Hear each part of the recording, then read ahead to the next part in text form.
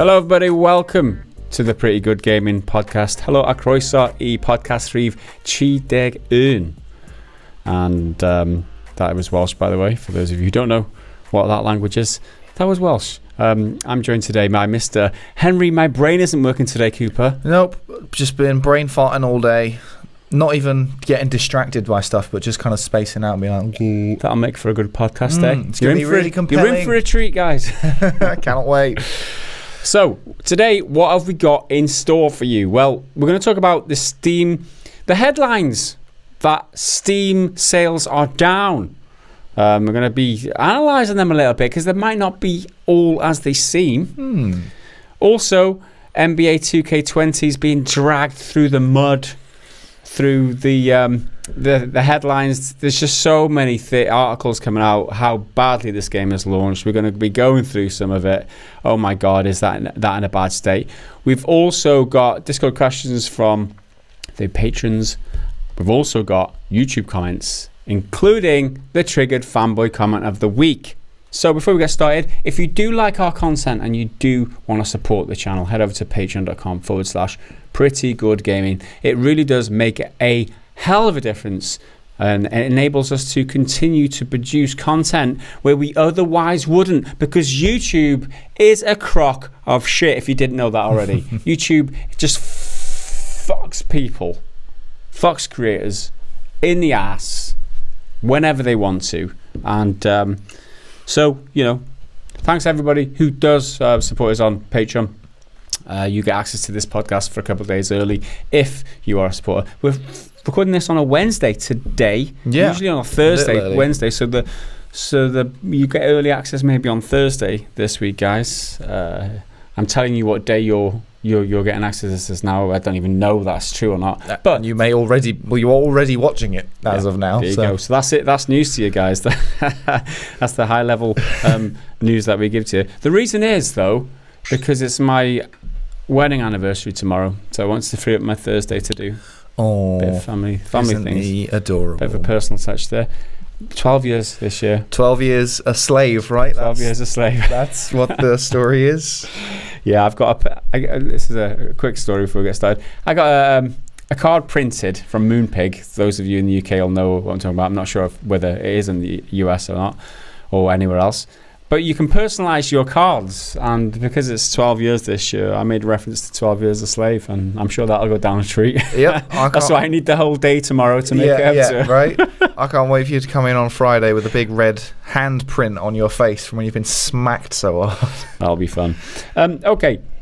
Moving on then. Steam sales are down. So you might have seen some headlines this week or last couple of days as follows. Steam sales and revenue dropped significantly year over year. That was the headline from Games Daily. Also, the other headline relating to the same story. Indie developers are pricing their Steam games too low. That was from GamesIndustry.biz. Now, two headlines, same source. Like, why is one focused on one thing and another focused on another thing? This is the point of this thing. I want to go behind the headlines and analyse what the fuck they're talking about and who is... One of these headlines is misleading. It's a little bit misleading. So let's analyse this, right? So let's look at the source. The report comes from No More Robots' Mike Rose. He previously used to work for Tiny Build, but No More Robots is a British game publisher. Published games such as Descenders and Not Tonight. And you might remember his name, Mike Rose, from recent stories surrounding G2A. He's the guy who started the petition, which was titled, "Stop Selling Indie Titles on Your Platform," G2A. He also told other people to pirate. He and other people told the public to pirate their games instead of buying them on G2A. Yeah. That was quite a big story a few weeks ago. So that was Mike Rose. This is the guy, right? Bit of context, and it is important to understand who he is, what he's doing, saying the stuff that he said in the news, just to understand why he might be saying it. So it's important to understand that context. Okay, so the report that he's published, right, is a PowerPoint presentation that he published to Google Drive that people have accessed and basically seen what his findings are.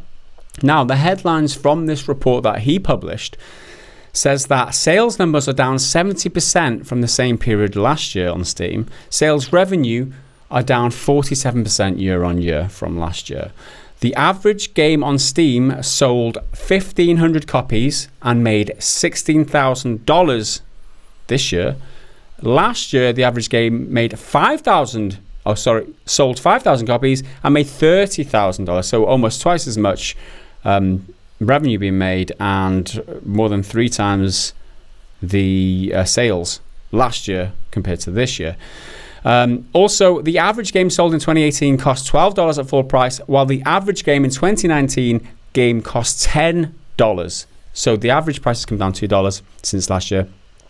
And he concludes that developers are pricing their games too low based on these numbers. Now, he tweeted the following: "The main takeaway for me personally is that developers are still pricing their games way too low. The average $15 game currently makes $35,000 a year in year one. The average $25 game makes $200,000 in year one." So his logic seems to be that because games are cheaper this year and revenue is down, therefore higher games prices means higher revenue. That's the logic, right? Yep. That's what he says. However, right, let's look at a little bit more of what he says about pricing. And this is a quote to GamesIndustry.biz, which is one of the articles which I mentioned at the beginning. "Games priced at $10 or less, selling a median of 1,000 copies and making $6,000 in revenue, with unit sales and revenue steadily increasing as price increased. Games priced over $20 on average sold 5,000 copies and made $200,000 in revenue." I think I already went through that in my bullet points. He also spoke to GameDaily.biz about the pricing as well, and he said the following: "I think the pricing situation all comes down to the perception of value. When you price your game at $10, it's like you're telling the average consumer that your game isn't worth much. Your game ends up falling into a sea of other low-priced games with the perception of being low quality. When you price your games higher, it ends up standing out, and a customer is more likely to take note. Why is this game more expensive? Why is the developer charging more? I'm going to click on this game store page to find out. And from there, the customer may decide, well, hey, this looks like my thing." So, I can see a bit of logic in that, because if you see a game that's really cheap, you're like, well, there's probably a reason why it's cheap. There's not a lot going on. It's not very interesting in terms of gameplay or anything. But I think that putting everything down to the price of your game being cheap, I think, is a bit, I don't know, naive? Reductive. Yeah, reductive. Yeah, he's making a lot of leaps of logic here. That's my issue. And just to say that increasing your price of a game will increase in your revenue, it's omitting so many factors. Now, my problem with his report is multifold, right? Where is he getting his information from, firstly, right? Now, he says himself in his own words, these are based on rough estimates, right? So he's estimated himself. He hasn't got the actual numbers from Steam. He's looked at games sold between July the 5th and August the 6th, and very specifically have at least 10 user reviews. So that's eliminated 78% of all games straight off, right? He's eliminated AAA games, so they're not part of this survey or this data set.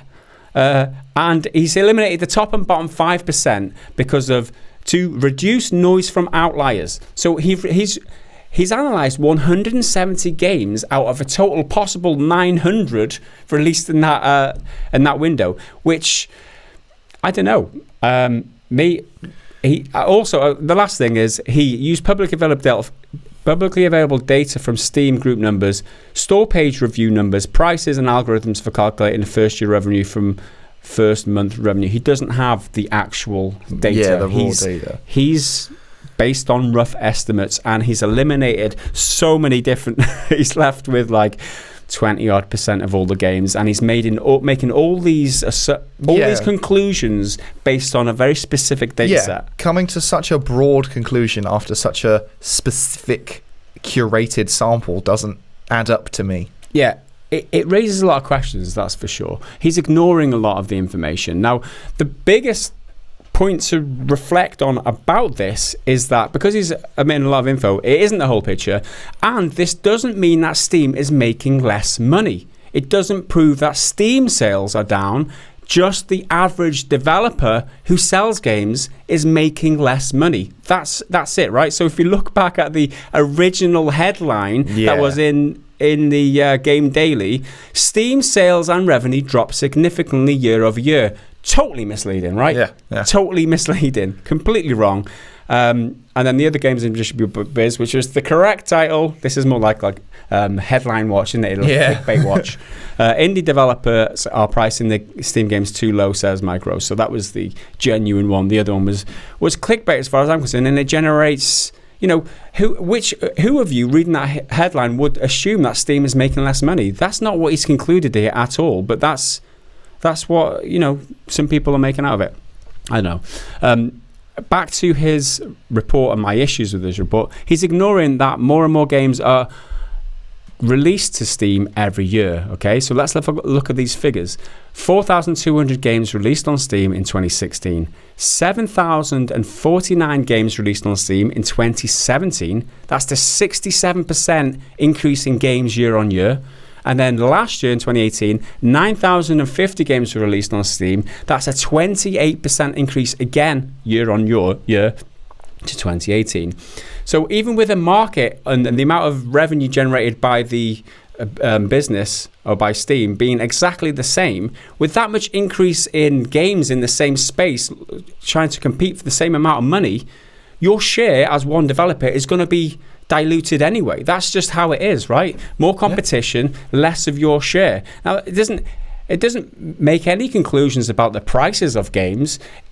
This speaks to me. It says that just because there's more games, he's completely omitted these facts. Yeah. The fact that there's more games in there means that you're going to make less money or less revenue. Your share is less as a single developer. Yeah, because the player base isn't increasing as much as the amount of games that are coming out. So supply is increasing more than demand is. Yeah. So eventually the supply is going to exceed the demand, and then no one's going to be able to play all of these games, which is why no one's buying them. They're not making as much money.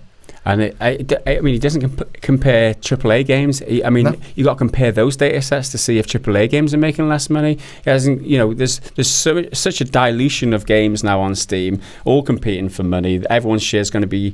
That's all this says to me, right? His analysis. How long he's it's taken to put this data together, I don't know. But he's wasting his time if he's drawing these conclusions. He's trying to push this games are too cheap narrative. Yeah. And I get where he's coming from. Maybe that's his motive, right? He's an independent. He's the owner of an independent publisher in the UK, and he wants to push that narrative that games are too cheap. But I don't make sense. But that if that's his motive, be honest about that. Yeah, I don't really get what he's trying to achieve, because if he thinks the games under his publishing label should increase their price, but he's the publisher, they get to set the price. So why isn't he changing it? Or maybe he doesn't feel like he can because everyone else sets their prices lower, and then if he makes his more expensive, people are not going to buy that because it's more expensive, but then that's counterintuitive to the argument he's just made. So I don't really get it. Yeah, there's not a lot of logic. Or is he just trying to piss on Steam? That's the other point, right? What is his agenda? Why is he saying this? I'm always thinking that. I'm always thinking who's saying these things, why they might be saying this, what they look to gain from it. Now, that could be one thing, right? He might be trying to piss on Steam because they take 30% from indie developers and Epic Game. He might want to. It might be a underhand way of promoting Epic Games, for example, where they make 88% of the revenue versus the 70% on Steam. It might be. I'm not saying that it is. I'm just suggesting that as a potential motive. It sprung to your mind, so it might be true. Totally. The other motive is that towards the end of the report, it's like a PowerPoint presentation, and the very bottom is like, so learn more about what I think about this, head to my game developer conference talk where I talk about it here and here and here, and it's like pushing all of his like videos. So maybe he's just trying to drum up business for his publishing company, but by getting everyone talking about this. It feels a bit like self-promotional when you've got people like knocking on your door, like the stereotype is that Jehovah's Witnesses come and bang on your door and tell you about anything. I didn't ask to hear about what you've got to say. I don't give a shit about what you've got to say, and now you're trying to sell me the book of the thing I don't care about. Yeah. So, and who's going to dispute these numbers, right? I mean, if he's estimated these numbers from the estimations could be bollocks. It could be making this shit up. Nobody's there to dispute him. Nobody's going to correct him. So he can say what the fuck he wants. and that's the bottom line for me. Is like, you don't ever trust headlines. And then don't ever trust what someone says just because he says it, and always think why someone's might be saying it, because they might be profiting, or they might be getting something from saying it in the first place. The deeper I went with this story, it was like, God almighty, it's just no value to this at all. He's trying to push this indie game. Maybe okay, the fact games are too cheap. Maybe indie games are too cheap. That might be correct. But based on this information, you can't reach that conclusion based on this information because of the way that he's put it together, and the way, on all the facts that he's omitted, and these questionable motives. Yeah. Well, I think in an ideal world, all of Steam's data would be public anyway, so then we could see, oh, look, this is their percentage increase on blah, blah, blah, all ultra technical financial terms, but I think it would just be better for everyone in everything as well. Like any big company like that, see what's going on behind the scenes. Well, if it was any other company, I would expect Steam to come out and say something in the media in the near future that kind of dispels this nonsense that Steam are making less money, or Steam, because people might jump to the conclusion just reading this headline that Steam are making less money, Steam are on the way out, which I've seen Reddit. People are jumping to that conclusion. No, Steam are making less money. They're not making less money. The average independent developer on Steam are making less money. Why? Because of dilution. It's the obvious answer. But there you have it.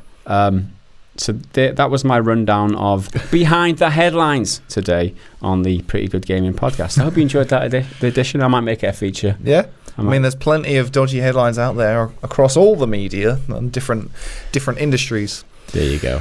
But anyway, next up, let's have a great time talking about the shit show that is NBA 2K. It's the one that's in the news this week because there's just so many things, right? There's memeable things that this game is released in such a bad state. People are complaining about all sorts of shit in the game. It's like the Fallout 76 of this period, like Fallout 76, and now it's just like, but it's kind of less impactful because it's only a sports game and it's only limited. Because it's NBA 2K and it's like, oh well, what did you expect? It's always the same. It's a sports game. Who cares? So who cares about basketball? Yeah, in case you don't know, NBA 2K is pretty much the only basketball game. It's NBA Live, right?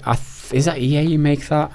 NBA well, it's a basketball game in the same vein as your FIFAs and your Maddens. They're all sporty games. It's highly regarded as the superior basketball game out of the two that you've got a choice from. It's FIFA NBA versus Live Pro Evolution Soccer, and it's 2K versus NBA Live. But anyway, it's been ravaged in, not so strongly in reviews, but by the users for its horrendous monetization. And we did a video on it last week where the game, it's basically a gambling game, and then maybe you can play some basketball if you like it. Yeah. So according to Metacritic, it's got a 78 on PS4, 78 on the Xbox, and it's currently unrated on PC. Critic score, they're not bad. I mean, it's a sports game. You're not going to expect miracles. It's not bad. Good. But then if we go for the user score, 0.8 PS4, 0.7 on the Xbox, and then 0.4 on the PC. Man, that is a hell of a disparity between what the critics think and what the users think. That's so low. 0.4. It has only 95 ratings on the PC, but 0.4 user score. I think that's is it 0.3 the lowest ever or something? Something like that. Well, on the PS4 one's based on 341 ratings. This is obviously at the time of recording. And then the Xbox is based on 80. So lots of people are very unhappy. Okay, whether you value user ratings over the actual reviewer ratings or not, okay, the fact that such 1 in 20, like 19 out of 20 PC players, even more than that, even it's probably 1 out of 30. Yeah, something like that. So many users on PC are unhappy with this game that they reviewed it so lowly. There's so very few happy consumers who've bought this game right now. Surely that says something, right? Whether you rate user scores or not, there's something going on here. There's something wrong with this game. Yeah, something fishy. People are complaining about so much, including long and really, really slow loading screens, reports of crashes, reputation bars, and other progression systems freezing. So that's your how you level up. I think you level up your character in the My Career modes, and which is like the single player thing. All that freezing, and then naturally the loot boxes and all the gambling. So I love that in this list, which I snagged off PC Gamer, that is like at the back. It's like all of these technical problems, and then obviously loot boxes, the same old drama. So the monetization isn't even the only issue, right? It's the bugs and it's the how the game plays. I read one article on Forbes, right, that of a player who actually plays it, and he says it usually takes around 60 days to whiten out all the bugs in an NBA 2K game. It's like, is that acceptable? How do they? Fuck. And I watched a clip of one guy on YouTube. I can't remember what his username was. It was Jesser or something. Big NBA player. It's like 2 million subs or something like that. And he was saying how he'd go into a match in the online mode. The other player would quit out, and then he would get his account marked as a loss, and that was after like a 5 solid minute loading screen of waiting, and he get out and he takes the loss despite the opponent quitting while he was winning the match. It's ridiculous how this is the state of things. But also, there's a member of the of 2K who's known as Ronnie 2K, and he's sort of just, I'm not entirely sure what his professional role title would be, but he's just like the social media guy. He's the face of everything. I mean, he's got 2K in his like Twitter profile, and he goes by Ronnie 2K. There is currently a petition, and we all know how well petitions go. There is a petition to get this guy fired, accusing him of false advertising, obviously on behalf of 2K. At the time of recording, they have 24,670 and rising as I'm looking at the number going up. That's not insignificant. That's a lot. There's a lot of people who are really unhappy with this guy for saying it's false advertising. One thing I've read somewhere was that he kind of offhandedly said in a live stream somewhere that you would be able to respec your character whenever you want, but now you can't do that. So people are saying that's a lie. All the bugs, obviously, it's an incomplete product, you can argue. Then there's all the gambling stuff. Yeah. Well, I mean, I read a Kotaku article this morning by Luke Plunkett about how the monetization, how everything revolves around virtual currency. Like everything you could do, like you get sneakers in the game, you get like slam dunks even. You've got you can pay for different animations and stuff. You've got to buy them with virtual currency. It all revolves around this bullshit virtual currency which you can pay for. And like I think the most, although it's a microtransaction, you can pay like $150 for like a few, 100,000 virtual currency. It's absolute trash in a full price game. How they get away with this year on year is unbelievable. Exactly. He describes it as there isn't another AAA game on the market, sports or otherwise, that comes close to trying to nickel and dime its players like this.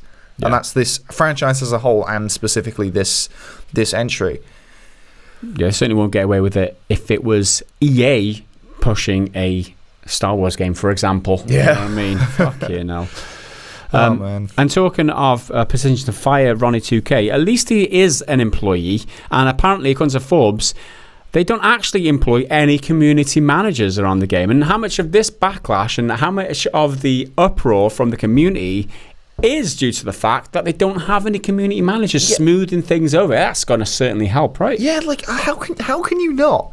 In the way everything in media is going these days, social media is the most powerful marketing tool. If people are unhappy on social media, that's really going to show. Whether or not they have legitimate concerns, they're going to have the loudest voices, and they're going to make it known on Twitter, on Reddit. You need people who can control that. all just say the generic keep it in check response when like, we're listening to you, we value your feedback, and then there's some cancerous toxic responses like, we love you, we're dedicated fans, we understand you're so passionate, all that bullshit. Is this evidence of how out of touch that they are with the modern industry, or how much contempt that they have for the players, that they just don't care what they think?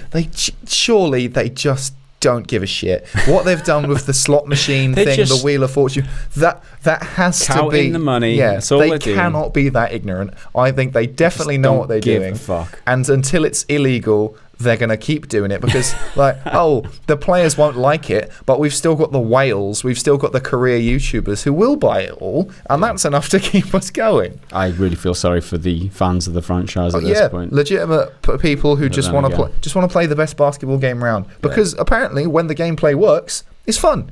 It's a great basketball game. You can do, cool stuff. You can do. I don't know basketball at all, in case you couldn't tell. But stuff. It plays like basketball. I don't know what to say. And on the topic of it being just a shady cash grab, which at this point we all know it is, right? A yearly cash grab.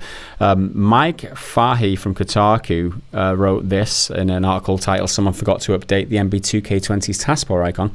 I downloaded the game this morning on Steam, launched it and tapped out. Sure enough, there was an icon for NBA 2K19. So the desktop icon on his PC says NBA 2K19.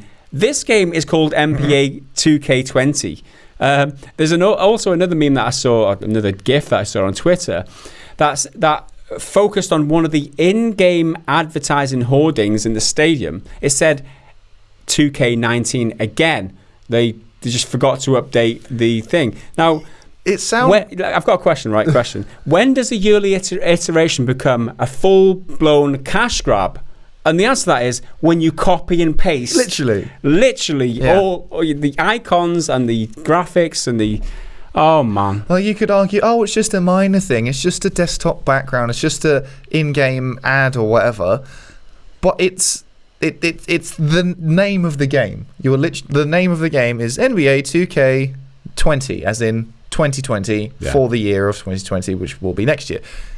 How can you not realise that you've done that? They've spent more effort on the gambling in the game than they have on the presentation of the game, on the graphics of the game. They're fixing the updating the stadiums to be this year's, and updating the icon to be this year's. They've completely neglected that important stuff, the name of the freaking game, and it's instead to focus their attention on nickel and diamond players. That if that doesn't tell you anything about the state of this game right now and how it treats its players, I don't know. I tell you what, it's such a scam. Can we get the crew, the core developers, the people who do the animations and the character models and everything? Can we get them run away from 2K and make a Space Jam game? A really good basketball game with the Looney Tunes. You can get Michael Jordan back. I'm sure he's not too busy just selling shoes and making millions, not doing anything. Get them in. Give me Space Jam. I would love that so much. There you go. Make it free to play if you want. And download skins for Bugs Bunny. Awesome. What do you need? There you go. There's our NBA 2K discussion out of the way. We're going to take a short break. We'll be right back in a couple of seconds. And welcome back after that very short break. We've just had lunch, so we're refreshed now and raring to go. We've got another news story for you here. Fallout 76 players aren't impressed with the new $7 fridge. Now, what's this one all about? This should be good. Yeah. We haven't talked about Fallout 76 for a while. It's kind of... Obviously, there's still players playing it. They're waiting for the Wastelanders update, which comes in November, where they're introducing human NPCs, which is one of the huge omissions from the original game. But what is this latest controversy? There's been so many of them. What's this all about? Community is very unhappy right now, and their Reddit subreddit is overrun with threads about this topic. This is just another shady cash grab from Bethesda exploiting their player base. Now, what are the details? These new items have arrived in Fallout 76. One's called the refrigerator, and the other one's called the Collectatron Station. Now, these two items are purchase only. There's no way to get them unless you use items in the item shop, which need to be bought. and that's the problem. One of the main points of contention are that the refrigerator allows you to preserve your food from being spoiled, and the Collectotron sends out robots to find scrap and junk, which are crafting resources in the game, for those of you who are unfamiliar. So, kind of goes against their cosmetics-only pledge for... it's more pay-to-win stuff. Yeah, because but... if you can pay to send out a robot to collect crafting stuff, then you can craft better stuff quicker. Yeah. It's a survival game after all, right? Yeah. And part of that is preserving food, not having to grind for food, so it doesn't spoil, and also going out and collecting stuff. It's obviously going to give you an advantage over other players. However, Bethesda in the past have defended their previous breaking of this promise, which were the weapon repair kits, saying that they didn't provide an advantage to players. A competitive advantage, I think, was the term that they used. Although it's not a competitive advantage, it doesn't allow you to shoot people and kill people quicker. It does allow you to survive longer, have to grind less, and that's the whole point. And this is why people are upset, because it goes against what they promised in the first instance, and it gives you an advantage in the game. It doesn't matter about other people. It gives you. It's not cosmetic only. That's what you said, Bethesda. Pay to grind less is the new pay to win, realistically. It is. But there you go. So another point about this is the refrigerator was actually suggested by the community on Reddit 6 months ago for an addition to the game. So not only have they put this pay to make your life easier item in the game, they also stole that idea from the community. And are selling it back to them. And they're selling it back to them. Christ. The crowd I'm so happy I didn't read this when you just wrote it, because this is brilliant. And so that's the other kick in the balls for the community. It's like you don't even want to suggest anything anymore in case they use that against you to monetize it. And bear in mind, the refrigerator is 700 atoms, which is $7, and the Collectotron thing is 500 atoms, which is $5. You can only buy atoms in 500 or 1100 batches. So in order to get the refrigerator, you either need 2 500 atoms, which is $10, and then you have $3 over. You can't actually outright buy the 700. You need to buy 2 batches of 500, or if you want them both, which is 1200 for both of them, you have to buy a 1100 package and then a 500 package of atoms. So you have to overbuy the currency in order to get what you want, and that's done very specifically in order that you pay more for the items than they're actually worth. I love this because it happens all the time. if anytime there's an in-game currency, which is ridiculous, just let me use my real money. It's so annoying. That's why I don't enter into any of this. I don't think I've ever bought a single bit of item from a microtransaction store in a game that I've bought. Not once have I ever done that. I'm actually quite proud of that fact. It's absolute disgusting behaviour is what it is. So people are commenting that the price of these items together are priced more than a lot of people paid for the game, because the game went on such a big discount. Yeah, it's totally true. It's like you buy these 2 in-game items and it costs you more than you paid for the game. So they were actually giving the copies of the game away with controllers in Germany, and consoles, and there was just taped onto it. Bargain bin items, weren't they? Jesus. People suggesting that these items should be quest rewards and not premium items, which is the voice of reason, right? Why should people have to pay for these things when they've already bought the fucking game? Yeah. I mean, they are supporting the game post-launch. They're giving updates. They've got this Wasteland, a big Wastelanders update that's coming. Also, a lot of community events happening. So they've got manpower being paid for to service this game. But we've seen in the past how other games studios have managed to do it without charging premium post-launch. I mean, if you keep adding to your game and make it better and better and better over the years, people will still continue to buy the game. No Man's Sky is always the best shining light example of this. Yeah, they're a smaller independent team with less workforce to to salary, but they've proven, it can be done. It can be done. Totally. Just manage your resources better. There's just no manage way. Your resources better. It's a Fallout game, for fuck's sake. It's all about resource management. You should have learned from the game you're playing. God damn it. I don't know.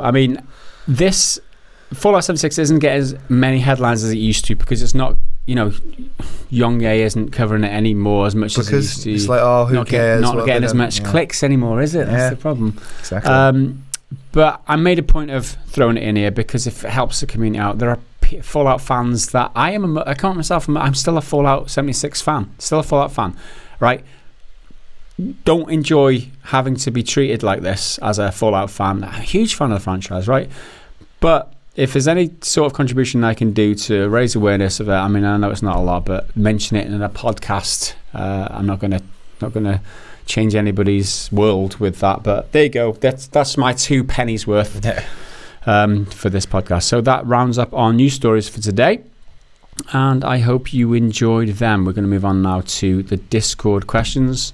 These are put to us by our community over on patreon.com/prettygoodgaming, and from as little as $1 a month you can get access to our community Discord channel, as well as the early access to these podcasts a whole 2, maybe even 3 days early, depends how we're feeling or how many anniversaries we've got on any given week.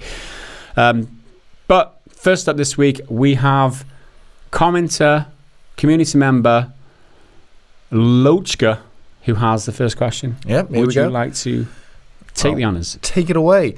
In regards to the recent Gears of War video, I'd like to make a comparison and ask you for your thoughts. I remember when you could buy XP boosters through Mountain Dew or Doritos for games such as COD or Halo in the form of codes, at least in the US. Essentially, you got X amount of time to gain bonus XP in those games for every code you entered. In COD, for instance, this allowed you to access higher level weapons, skins, and prestige much faster. The current Gears of War model for microtransactions seems very similar to the aforementioned model, only now you don't get unhealthy snacks along with it. In some ways the snack's the best thing about it. It's more worth it than a bloody XP booster. Also, do you remember the advertisements that tailed said games for XP boosters via Doritos and Mountain Dew? Yes, that was a Jeff Keighley. Advert. Jeff Keighley did some sort of spot. Oh, fucking hell, man. The link to this one famous. Is great fun. It's like some macho guy stepping out of a redneck trailer. He's got a zombie chained up and he's ready for action. Okay, where's the question here? So I suppose it's just thoughts more than anything. Like just Jeff Keighley Mountain Dew is all you have to put in the. There he is, and he's sat there with next to Halo 4 with Mountain Dew and Doritos on the chair next to him. You can barely see that it's Halo. There's just so much other merch crap. Talk about. We've all got to pay the bills. I don't begrudge him if they're paying him to. And he's got a family. He's got a mortgage. We've all got to pay the bills. This is one thing I don't get. Is in America, your cheesy Doritos are in the red packet. Our cheesy ones in the UK are in the orange packet, and our red ones are the chili ones. Yeah. So I don't understand. The chili ones are the best. So if I went to America, I'd grab one of those. I'd be very let down. There you go. Too cheesy. So this XP booster stuff is bollocks, but it does sound the same from what I understand of Gears. I haven't played any of the multiplayer yet, but it's basically the same, just without real world promo stuff. Although they are using cross promotion in the sense because they've got Terminator stuff in there. God knows why. Because it's cool. Right. Who wouldn't want to play as Sarah Connor? But it's not Terminator 1 or Terminator 2. It's the new one, which is probably going to be shit. It could be really good, but Terminator's track record so far, you've got 2 good ones out of 5, I think. How many are? Yeah, 5. Yeah. So that's a bit weird. Halo Reach characters in there. That's actually great. I don't see why that hasn't happened sooner, although it's a bit weird that it's not Master Chief. But yeah, I feel like this XP stuff hasn't died. I don't have any evidence for it, but I think seeing it on like Monster Energy drink cans every time there's a Call of Duty, there's a new Monster Energy drink Call of Duty skinned can, and then you get something. I don't know. Just attests to the the whole system is this commercial system where it's all about money and big corporations striking deals. They don't care about the games. Yeah, they're sucking each other off. They're just benefiting from each other. Mutually beneficial. It's called a mutually beneficial agreement. No, it's a symbiosis. Circle jerk. That's all it is. Stop it with your internet terminology. Yeah, it's a symbiotic relationship is what it is. But it's big companies making decisions that affect gameplay. Because they want to make more money. It's simply all it is. And it's bullshit. For us gamers, we bear the brunt of it. Because, Fatty, who eats Doritos all day in his basement, gets more of these XP boosts than you because you can't afford them. I don't know.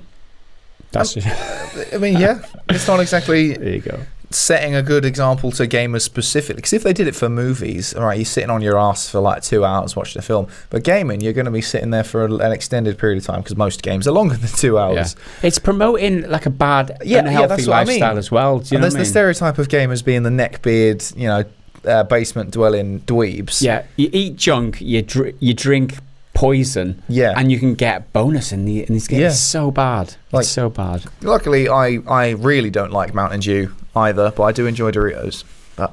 Well, there you go. Let's move on. Mr. Earthworm Ben asks, only a Discord question really, because I know YouTube can be funny about people discussing this, but how do you feel the way YouTube is at the moment? You feel they need a mixer shake-up? Seems as though big YouTube stars are rising that have got nothing going for them. And the talented ones don't go anywhere because the algorithm doesn't like them. Don't get me started. Earthworm Ben, there's a lot of people on YouTube being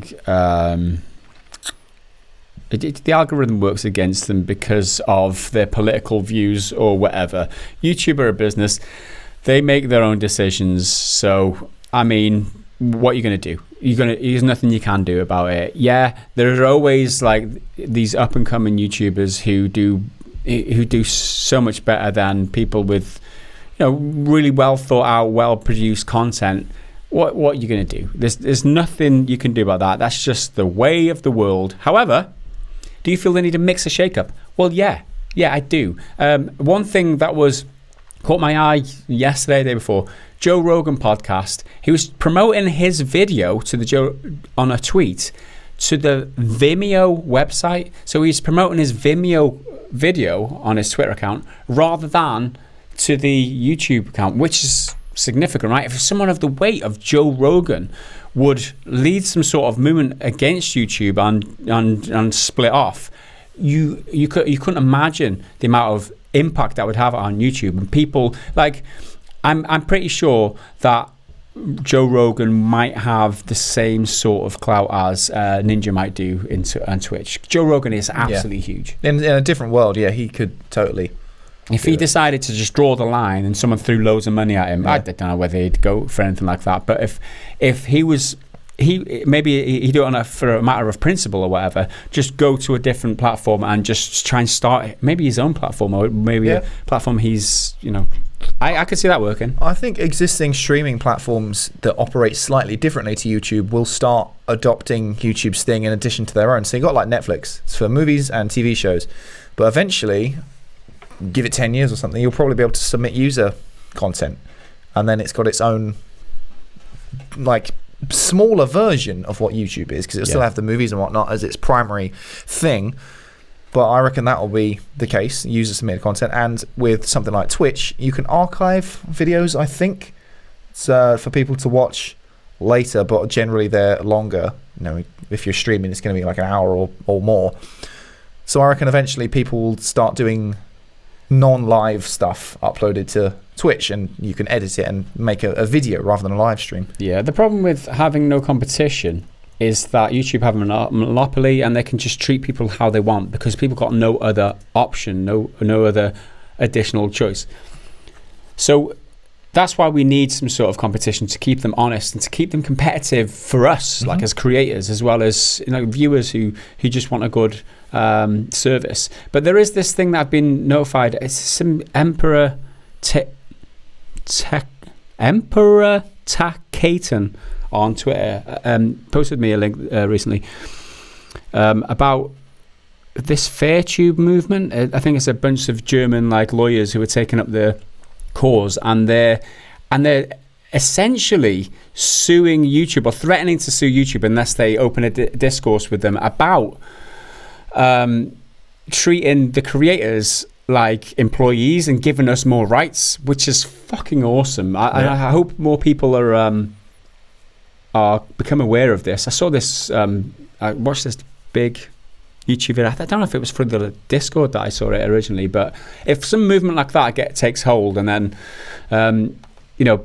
YouTube responds or whatever, if they're happy, then conditions get better for the creators. If not, then maybe a big organization like this might be able to lead this exodus away from YouTube and generate or create a legitimate competitor that the industry's crying out for, if you ask me. But there you go. Thanks again, Earthwind Ben, for your question. Next one is from Metal Shark. Would you consider playing a title more for the educational value than the gameplay? For fun, here's some examples below. Examples for Henry: the Battle of Billericay. Learn all about quelling a peasant revolt as the posh Sir Henry Percy taking horses from the poor for the king. I'm not so sure that's as educational as perhaps it could be. This just sounds like you're being an arsehole. I mean, leave the horses for the poor, man. Like, you've got you're the what am I, Sir Henry? You got to quell those peasants. Quell the president revolt. The peasant revolt. My time in Porthmadog in this. Porthmadog. Oh, whatever. God almighty, Porthmadog. Porthmadog. What are you doing to your dog, man? He's a good boy. Don't do that to him. Whatever you got in mind for him, leave him alone. Well, that place, in this Welsh language, only action RPG, the choices are made even more difficult until you can grasp the lingo. I think that's quite a good concept. And it was a little bit of a thing in God of War. You couldn't go to some of the other realms until Atreus learned the other languages. But I'd play a game for educational value, but you've got another example if you want to read. I can't even pronounce that. You're probably better than me. Battle of Widsflop. Battle of Whippets Fliot. Whippets Fliot. Are these real events? Because they probably might are. be. Yeah, I don't know anything about the Battle of I trust Metal Shark's info, dude. He's always on the mark. Well, in the town I'm from, which isn't Billericay, it's Chelmsford, which is very close to Billericay. There was an old Roman settlement there, and I know there was a TV show in like the 70s or 80s made about it, but it's just like a sitcom, like Plebs. Plebs, kind of like that, I think. Okay, so a battle of Whippards Flibbizibida. With the result and events of this battle being so debatable, your choices and actions will mix and match different historical accounts, even playing as Vortigern. Is he who's Vortigern? I'm sure that I recognise that name. Historically accurate, man. Amnesia in Afragola. You wake up in an Italian hospital with no memory of who you are and limited knowledge of the language. Can you find your way back to the life you once knew? I would totally do it. Sounds fun. Why don't we do sort of like historical biopics, but in video game form? Like, give me Gladiator, but following a Spartacus game, but properly narrative driven. I think the point is that the gameplay is minimal here. Yeah. And the educational value, it's like using your brain and learning about the time and the history. A puzzle game about Chernobyl, and you've got to not cause a meltdown. Wow. Watch the show, it's really good if you can stomach it. But I'd probably play an educational game. It just have to be about a topic I want to be educated in. Yeah. Because if it's about, here's how you do a really good clean surface in an office block if you're a janitor, I don't give a fuck. No, exactly. I mean, I think the last example, waking up in a hospital, no memory of who you are and limited knowledge of a language, if playing that game allowed me to learn to speak Italian or helped me with learning of speaking Italian, yeah, man, what better way is there to learn than to play a game while you're doing it? It's a no-brainer. Of course, I think it's an awesome idea, and it surprises me how very few people do this type of thing, because actually my girls in the school they're in now, they've got this game to play at home as homework where it's like math puzzles, but it takes the form of a multiplayer game. So you're in a game online with all your friends from school, and you battle against them in maths puzzles. So it's a bit like a turn-based. You can imagine like turn-based Final Fantasy type thing, where your character's stood there versus the other character, and you take it in turns to answer these questions. And the one with the most XP or the most strength, gets most points per correct answer. But it gives them a sense of progress when they're getting their questions right, and it enables them to level up their character and continue to battle against one another. I think it's really good. That sounds. Well, I'm not going to say cool, because maths isn't cool, but if I was a kid, I'd be way more compelled to do my homework. So would you call that an MMORPG, massively multiplayer maths role-playing game? Exactly is what it is. MMORPG. Easy for you to say. Yeah, thanks for that question, Mr. Metal Shark. Totally. Yes is the answer to that one. Yeah. And then Metal Shark reminds Rob Lowe of his question. This is my favourite question. This is Rob. You've started something, and you've stirred something in me. You've stirred something in me here, Rob. Okay, so Metal Shark reminded Rob. So Metal Shark gets a bit of the credit for this. So last week we did what was our favourite game from our birth year. Now this week it's what our favourite game from our birth year plus one. So every week we add 1 year to our birth year. So Rob Lowe says, indeed, your favourite game from the year you were aged 1. Mine, for context, would be 1980s Rogue. If you ever played it, you'll never see a more basic game. Your character was a $sign for starters, but I spent hours playing with this game in my youth. So do you want to go first? Or? Right, so I googled my birth year plus one, which would be 1996, and my God, there's so many good games. Mario 64, Duke Nukem 3D, Resident Evil, Mario Kart 64, Crash Bandicoot, Pokemon Red and Blue, Tomb Raider, Metal Slug. And those are just the ones I've actually played. There was loads of others, like Contra, Diablo, one of the Destruction Derbies, but I can't remember which one of those I played. So out of all of those, I would probably say Pokemon Red and Blue, specifically Pokemon Red, because it's the one I played the most. I played it religiously, but I don't think I ever finished it. It wouldn't be my pick. No? But since you were young back then, right? And I Pokemon was like 16. Everywhere. I was like 16, 17 back in them days. So because you probably played these games as a very youngster, Pokemon, I can forgive you from like overlooking those other I haven't played a Pokemon game since. I don't really care about Pokemon. But that Gen 1, I was all about. Second choice would probably be either Resident Evil or Metal Slug. But I played Metal Slug much later, but I love Metal Slug. Awesome. Thanks for your answer there, Henry. I'd like to take you on a journey back into the games industry back in 1981. Now, for those of you who don't remember that time, that awesome time, I just had a look at the Wikipedia page. And just a few examples of what was happening in the industry in 1981. Konami released Scramble, the first ever side-scrolling shooter. That was in February. July the 9th, Nintendo releases Donkey Kong, which introduced characters to the Donkey Kong. It's the first ever Donkey Kong, right? Konami released Frogger in June. You remember Frogger? Yeah. It's still a app game these days. That was a classic. Bandai Namco releases Bossa Kanoin, multi-action shooter with voice. There's just so many. Midway releases fixed shooter Gorf with multiple distinct stages. There's too many to go into. But my choice from 1981, my favourite game was, or the game that I played the most, because I remember arcades were a big thing, and I didn't have any consoles in my. Obviously, I played this years after I was like 1 year old. But Turbo is the game I've chosen, and Turbo was like the arcade game where you're just a car in a race, and it's like proper steering wheel with a thing, and a little description. The racing game released in 1981 by Sega. The game was manufactured in 3 formats: standard upright, cabaret/mini, and a seated environmental cockpit. So those are the types of arcade games that you got. All 3 versions feature a steering wheel, gear shift for low and high gears, and an accelerator pedal. Classic.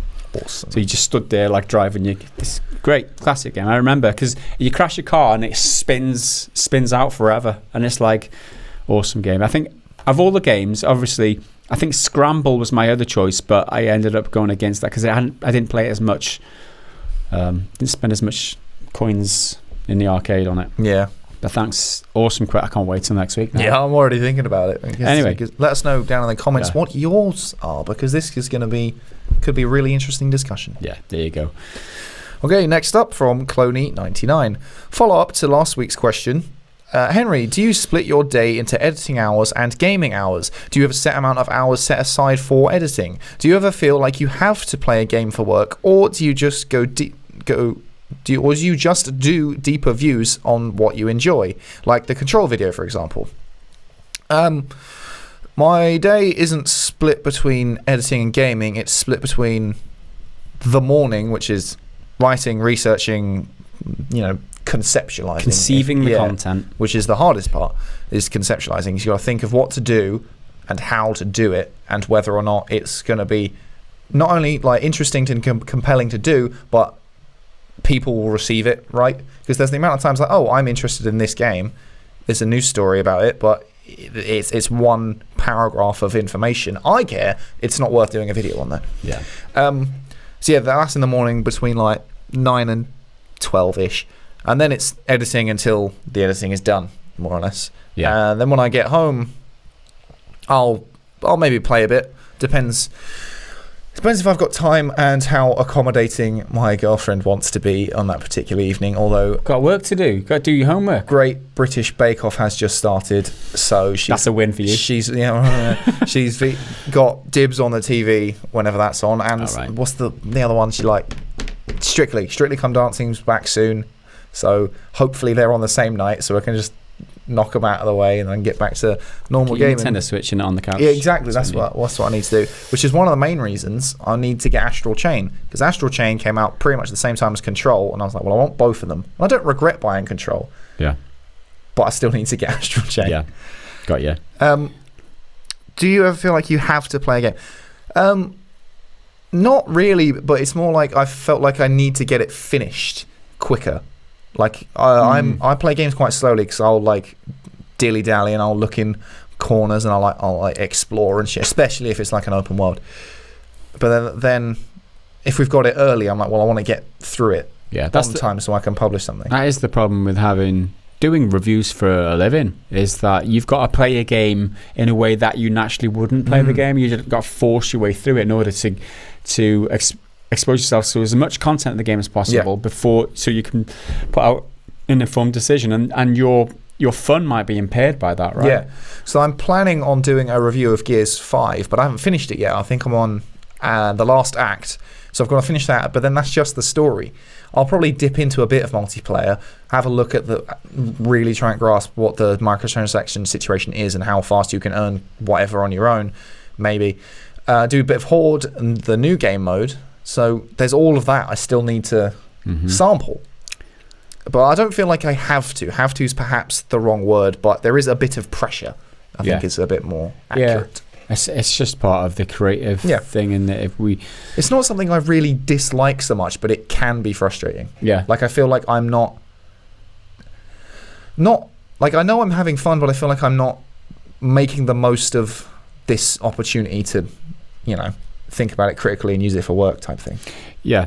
It's always difficult when you take a hobby and try and make a living out of it. I mean, I really got demotivated playing guitar. Obviously, for those of you who don't know, I did guitaring for years on YouTube, and then the moment it went into a full-time profession, it seemed like more of a chore. Like it was more of I was doing it because I had to do it, and that's one of the biggest ways to get demotivated. And it's a problem trying to strike a balance. We've been doing these news roundups, and I said, going into a little bit more detail here, we've been doing news roundups for about a year now, and we've decided that these are the videos that burn us out the most. Personally with me, because the most labour intensive, they take the most preparation, they take the most editing, they take the most gathering resource, and they take the most filming. Like there's so much effort that goes into each of those gaming news roundups that it feels like a chore a lot of the time. I don't know how it feels like to you, but it does feel like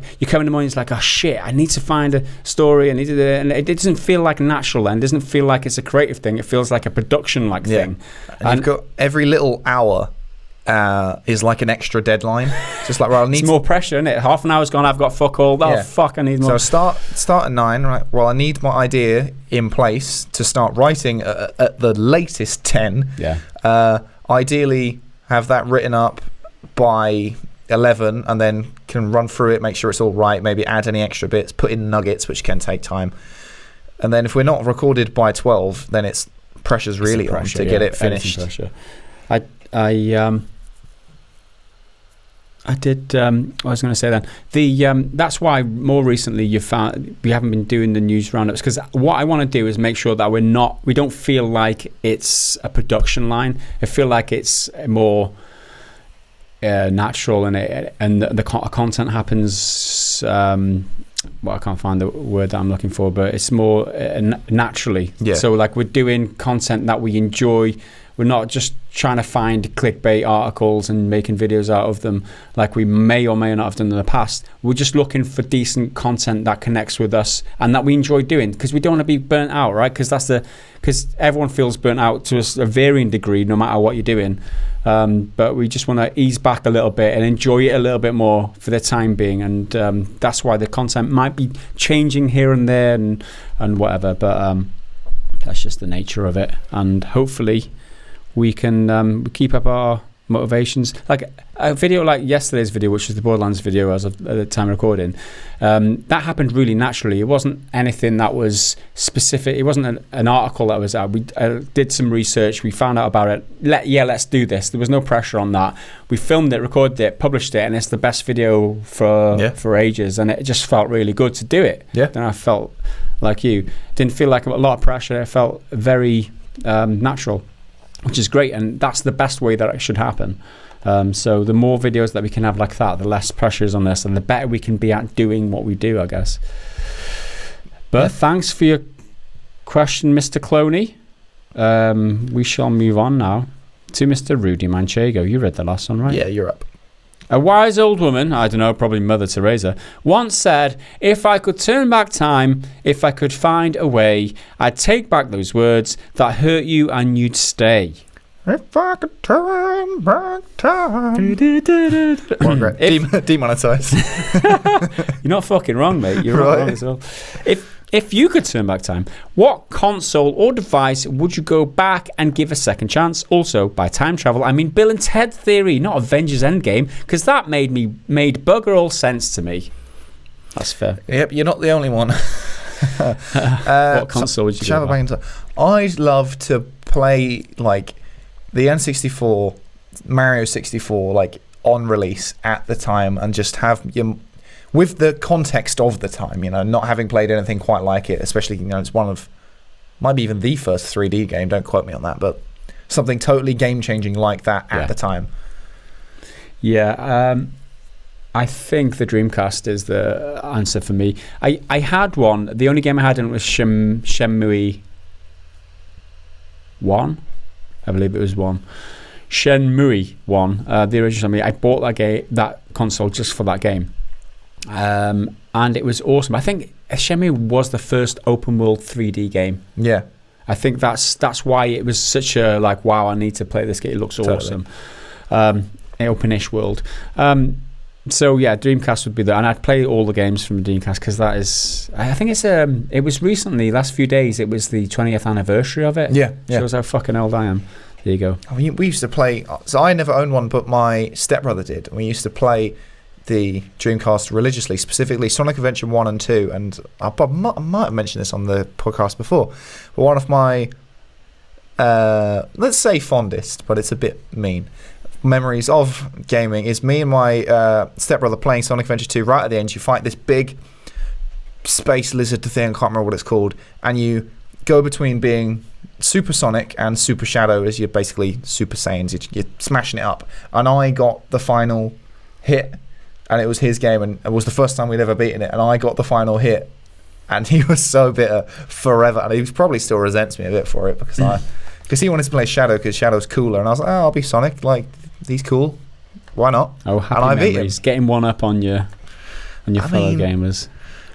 What can you do? Although while we're on the topic of Dreamcasts, if there's a Dreamcast franchise that needs to come back, it's Power Stone. I want Power Stone back. Anyone, Sega, who's out there watching and or listening, give me Power Stone. Wants to fulfill Henry's Power Stone was amazing. Desires. There you go. Okay. Thank you for your question, Mr. Manchego. Or Mrs., you never know. It's Mr. I mean, Rudy could be called Ruth. I've met him. But have you? Maybe it was all a lie.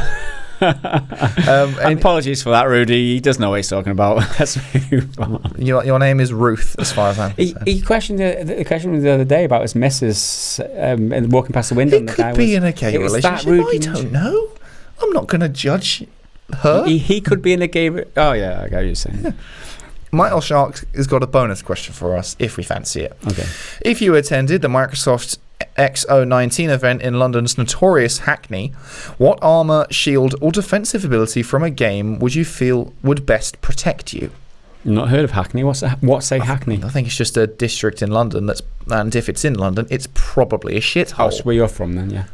Well, no, because I'm from Billericay, remember? From Shark's other question. I'm not from either of those. Oh, I didn't get it right, so never mind. I don't know. What armour or shield or defensive ability?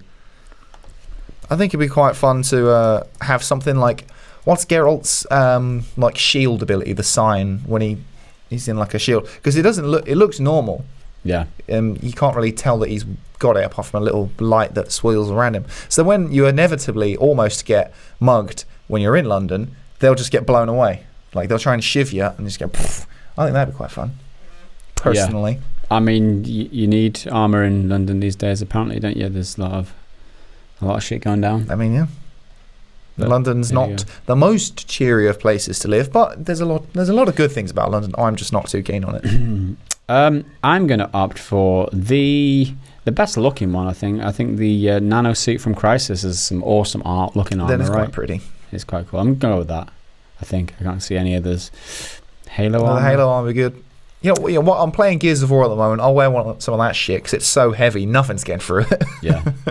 Octo camo from Metal Gear Solid 4. That means you can camouflage to whatever you're leaning up against. That's cool. There's a lot of good choices here, but I'm going to stick with my original. So thanks for the question. Bonus question there, Mr. Metal Shark. Next up, Jason Jackson. Do you think stores that sell age-rated games need to do more? Serious question.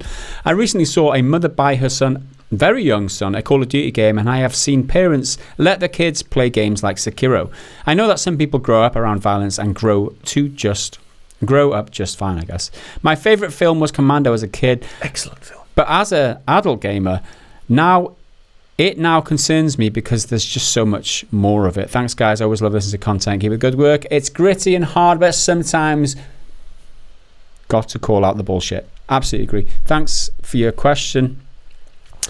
Yes, I think these stores have to do more. Do more, and that doesn't mean restricting the sale of the game, to the kid by proxy of the parent, because if the parent thinks it's okay and because a lot of games get 18 ratings or whatever the American one is, M, they don't necessarily deserve it because they've got one bad scene or something. As long as the parent's aware, they can then make the choice, because that's why these descriptors are there to make them make the choice. Because I wouldn't like my kid playing, if I had one obviously, I wouldn't like my fictional kid playing a GCA because they're very violent and just adult in general, and a lot of the intelligence of GCA, of it being like satire and the parody, a lot of that will be lost on the kid anyway, so all they will understand is the violence of it.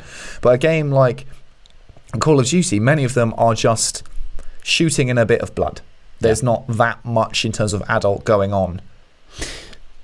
Having had first-hand experience of this, from a personal note, I've let my daughter play GTA 5 in the past, supervised. Yes. Okay. Big caveat, right? I was always there when she was playing. She wasn't able to use the square, but I wasn't. Is it a square or the circle? The action button or the shoot button, whatever. She wasn't able to use that. She was allowed to walk around and she was allowed to drive a car, and that was it. She wasn't allowed to interact with people, hit people. She wasn't allowed to use the punch button.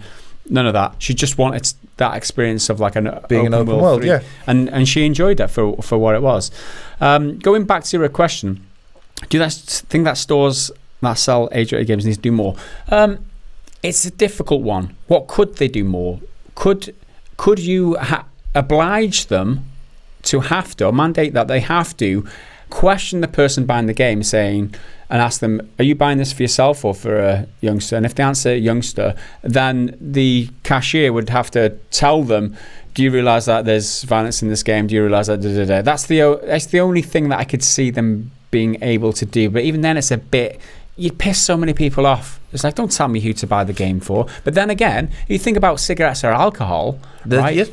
Like you can buy, it's the same thing. You can buy cigarettes or alcohol for a minor and just walk out the store and give it to them. It's illegal. Should this be policed in the same way? Is it policed in the same way? I don't know. Obviously, there are stupid parents out there who will just give their youngster kids like really inappropriate games with inappropriate content. You could argue, yeah, I watched RoboCop when I was like 10 years old or whatever, and it didn't affect me. Do you know what I mean? You haven't snapped yet. Yeah. I watched RoboCop and I remember thinking, oh, whoa, his arm's been blown off. That's gross. Yeah, it was. But you're like, but I feel like when you're at that age, you don't really quite know what's happening. But I don't think these. Let's say they're in a retail store. Like what could they do? Like, how could they do it without pissing people off? Or I feel like they shouldn't be telling people like, I'm not going to serve you because of this. Not like if you're trying to buy alcohol, so I'm not serving you because I know you're giving it to that kid, because that will damage them literally in the moment biologically. I think you could say, just so you're aware, flip the box over. There's this stuff on the back. There's the fist for violence. There's the needle for drugs. Be aware that this is what you're getting. Do you and ask for their. Do you accept that this game isn't appropriate? Almost like consent. Exactly. Just ticking the box on the website, like it just pops up. Are you aware that? Click yes for consent. That would do more. That would do more. Because some parents, you've got to imagine, are completely ignorant to the fact that these things even exist, and these games are inappropriate for their kids. So just being faced with that information, like face to face with it, might give them second thought. Like, hang on a minute, make them actually question what they're doing, which is buying an inappropriate game for a youngster. I don't know. Maybe they could do that. I can't see it. They just don't take it as seriously as things like alcohol or. They care more about the sale of the game than what potential impact it will have on a kid. So it's not their concern. But yes, I think they could do more. Yeah. Thanks for your question, Mr. Jason Jackson. Any suggestions as to what you think they could do, which wouldn't piss off too many people? Let us know in the comments. Yep. So next up is Tons2112, and he's carrying on. I think it was DK Coley who started his missionary work, bringing us the shag, marry, kill category. Now this one's not particularly game related, but I don't have a problem with it. This is for the Sons of Anarchy series. If you don't know, it's a really good series about bikers. Maybe you can avoid the last season. Yeah, it's not very good. Just forget about the last season. What season 3 I think is my favourite. No, season 2. What happened to season? Is season 3 where they go to Ireland? I think it's season 3, isn't it? Yeah, I really like that one. I think season 2 is my favourite, and then season 3. Yeah. Because season 3 they change up the theme tune. Everything's like a little bit. It's got an Irish spin. I love it. Anyway, our options are Tara Knowles, who is the main character's wife/girlfriend. Lila Winston, who is an ex-porn star turned porn producer and is another one of the guy's OP's girlfriends. Yeah, OP's wife, right? OP, best character. And Trinity Ashby, she's one of the characters in the Irish part of the season. Yeah. Spoiler alert. You'll meet her when you go to She Ireland. is Jax's half-sister. And they're about to That's bang. an enormous spoiler, right? I did say spoiler alert. Fucking hell, we're talking about a fucking 10-year-old show. For God's sake, guys, if you're triggered by that, then go and watch some fucking Sons of Anarchy already. God almighty. And fucking get upset with me for spoiling a 10-year-old fucking episode. My God. Anyway, I'm taking this. Tara Knowles can die. I will be marrying Trinity and shagging Lila. Yeah, easy. That's a home run. That's a home run. There's nothing else to it. Well, I mean, Tara, she's a good girl and all. She's an interesting character, but my God, she's a bitch sometimes. Lila Winston, she was literally a porn star. She's gonna rock the shit out of you. She's gonna. And Trinity Ashby, she's just good looking. She's a fit Irish redhead. She's good looking. Where can you go wrong? But then if you cross her family's gonna kill you. Oh well. Don't cross her. Don't. Yeah. I'll run away to Lila. Okay. Are you gonna read out his? Oh yeah, I totally missed that. I'd shag Lila because hot as the sun. I'd kill Tara because she just brings drama, and I'd marry Trinity because I just love me a redhead. This is a no-brainer. I think we're all in agreement. I think it's the first time this has happened, but yeah, it's an awesome question. Since Monarchy, one of my favourite shows. Sucker for a redhead. If we exclude the last season, obviously season 7 never happened. Not unlike Game of Thrones. Oh, it's a really, really good show. Maybe don't watch the last one. Yeah. Hashtag not my Sons of Anarchy. Okay, moving on. Gaboris, if we were in an alternate world where corporate lawyers couldn't stop it, what law would you pass into the game industry to make it a better place for its users? My personal favourites would be no microtransactions in non-free games at launch or as a later update. Devs must guarantee the indefinite functionality of at least single-player portions of games in the case of them stopping their support, like shutting down DRM servers. Also, what do you think would happen with such regulations? What new tricks would the industry try to cook up? Okay, the no additional monetization post initial purchase. That is the rule. That includes microtransactions. I guess that expansions. The implications of that are dubious because that would mean that you couldn't have paid expansions. Yeah, like Witcher 3 with, what is it called? The Blood and Wine and Hearts of Stone or whatever it was. Because they're like legitimate expansions. Okay, let's go. No in-game currency, which is purchasable. Does that work? Yeah. Does that? Yes. Does that? So the wording. Catch? See, this is why we unfortunately need the corporate lawyers because they know how to word all this crap. Yeah. With all we've got to be specific about what we catch in the terminology, right? We don't want to exclude paid expansions because they're good if done right. But we want to completely exclude microtransactions, loot boxes, shady cash grabs, and shit like that. So in-game currency is the best way, right? No in-game currency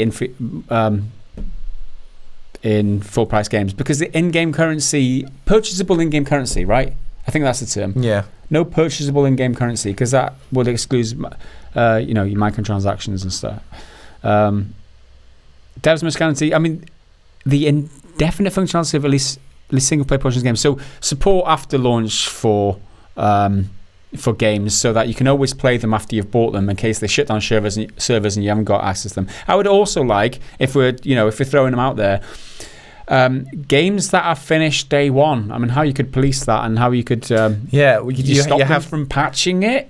You have to ship a finished product, but then you'd argue what does finished mean? Yeah. So the way you get around this is the way you term it would be.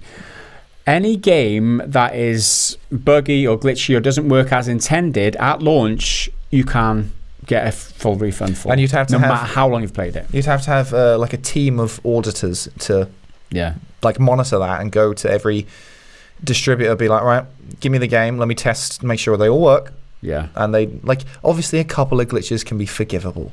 It's not. Yeah, I mean, one or two cosmetic glitches, or not game-breaking bugs, or just a sheer amount of bad bugs that just deteriorate. Like selling a car, you couldn't sell a car with 3 wheels. Certainly not. Or without a windscreen. Yeah. You know what I mean? But you can sell a game without fucking multiplayer component in Battlefield or whatever. There was like how many Battlefield... Another one got cancelled recently, didn't it? Battlefield were meant to be bringing out some other multiplayer stuff, and Battlefield, I think they were doing a new thing, and that's been cancelled again. Yeah. So just complete your games. Yeah, sorry, Battlefield.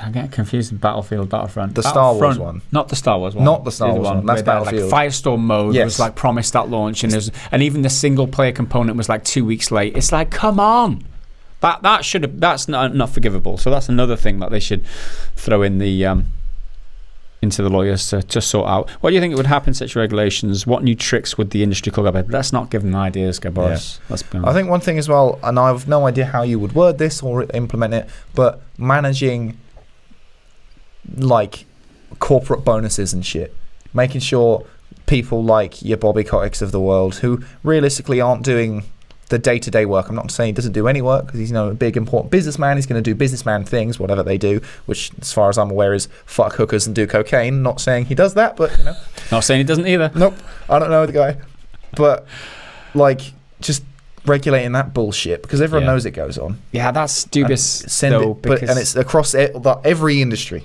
It's everywhere. Yeah, that's dubious again, because it's against the free capitalist system then, isn't it? It's like you're putting constraints on the capitalist system. It's like, I guess you could put a personal restriction on the amount of personal gain that you can get from it. Just cap it. Yeah. Like a percentage, because again, he's the CEO of one of the biggest companies in the world. There are some companies that don't allow the CEOs to pay themselves above a certain percentage that they core employees get paid. Yeah. So if the lowest paying employee of yours, you can't pay yourself. Well, it's self-imposed, obviously, on the CEOs, because they don't have to do this, but they don't pay themselves any more than like 100% or 200% the total of what this lowest employee pays himself. So he pays himself on a very flat payment scale compared to with these CEOs who pay themselves millions and millions. Yeah. And then the lower rung employee gets paid pittance. Yeah. But that's a more fairer way. Yeah, that's that. It's a restricted. I mean, it's restrictive still, but just pay your employees more. Yeah, because then if you want to get paid more, just pay them more. Yeah, that works for me. Anyway, thanks for your question, Boris. Okay. Have I got this one? Next up, I believe so. From it's a blooming long one to finish with. From Mikal.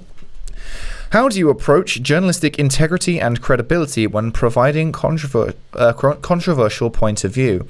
It's easy to get the label of just driving hate clicks because you go against the majority, and so being controversial could potentially hurt your public image. At the same time, if it's really your honest belief, hiding it puts out opinion that may be misinterpreted. As an example that made me think about this was Kotaku reviewing Borderlands 3, giving them the benefit of the doubt. It was just a case of their political beliefs informing their review score way more than it usually the case, meaning they feel that the political side of the game should heavily impact the scores. I would disagree, but if that's what they honestly believe, let them write and score games however they want. Or could it also be fabricated attempt to smear developers and publishers and monetize mob rule by playing the moralizing card to gain the upper hand and also drive more clicks?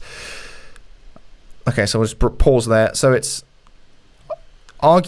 let them believe what they want if they actually believe it, or are they just saying something controversial to get people to click on it so they will then rage at them in the comments and drive up ad revenue? Okay. Carry on, if I can find my place again.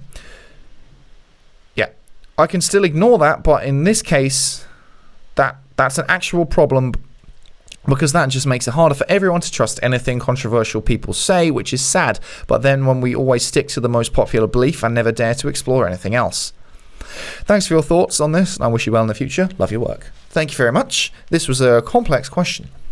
So, can you explain it to me? The core question is, how do you approach journalistic integrity and credibility when providing a controversial opinion? So you're absolutely right. You run the risk of people saying you're driving for hate clicks, or you're being controversial so you can try and be edgy and be like contrarian. It's like when everyone hates, let's say, the Star Wars prequels, and if you're that guy who's like, oh, I actually love the Star Wars prequels, they're really insightful and amazing, people will say you're just saying that to be edgy and different. Yeah. I don't know, when it comes to us, I personally never want to be the voice of the community type brand. I want to be whatever I think, because I am a part of the community. I don't want to represent everyone, I want to speak for everyone. Yeah. But I think there's a lot of YouTubers, or just general media people and outlets and whatnot, who get stuck into the I am the voice of the community identity, and then whatever the community is saying, they will just parrot out. Let's get upset about this because the community is upset. And then once Reddit has switched, they'll switch back as well. Yeah. And just follow. There's so many creators who I think follow that system. Again, they might genuinely believe that way. I guess the credibility comes from your own analysis of the situation. So if we were just to follow what the herd said, we wouldn't be able to provide any of our own insights, right? The way that I like to approach it is you always look for all the information yourself before jumping to any conclusions, right? Before drawing any judgments. If you've got all the information at hand, and then so long as you represent like every opinion or every part of the argument which is relevant, even if you don't think or believe it or whatever, then at the very least people who don't agree with you are represented in your video. And it also gives you more credibility because you're giving credit where it's due. And also, even if you don't agree with it sometimes, like if EA do something good, we'll say fucking EA have done something good here. Like I know it's great to dislike EA for all these other reasons. Doesn't mean they don't deserve credit where it's due. And that's just a simple example of how you need to just analyze everything yourself and then draw your own conclusions rather than start from the start point, which is everyone's upset, let's be upset with them. EA is an excellent example, and I feel like even when they do something good, they'll get shat on because of their legacy, as you were saying. Let's say, it's not out yet, so we don't know, but Star Wars Fallen Order looks pretty cool. Like, it's one of my most anticipated games of this year, to be honest, but that EA label means that a lot of people will just be like on YouTube comments like, yeah, it's EA, so it's gonna be shit. Like it might be, but you don't know. Yeah. So you've just got to hold off on your opinions. I mean, I'm a strong believer in people and people reforming their character. If people act badly, they should be punished for it, right? And if people act good, no matter how they've acted in the past, there should always be a road to redemption, right? This is why Groundhog Day is my favorite film, because of the redemption arc that Bill Murray goes on, right? Because he's a fucking arsehole to begin with, and he learns to be a good fucking person, and he gets rewarded for that. And I think that saying things like EA will always be shit, I'll never buy any game no matter what they do, I kind of understand from a point where you've been burnt so hard in the past, or you've been fleeced by them, that you don't want to. I understand that point of view, but I would never say I'll never buy an EA game again, because if they do the 180 and turn it into and do something good, then they should be praised for that, because that encourages them to do that again in future. It's positive reinforcement, right? Totally. With again, Star Wars, Jedi, whatever it's Fallen Order.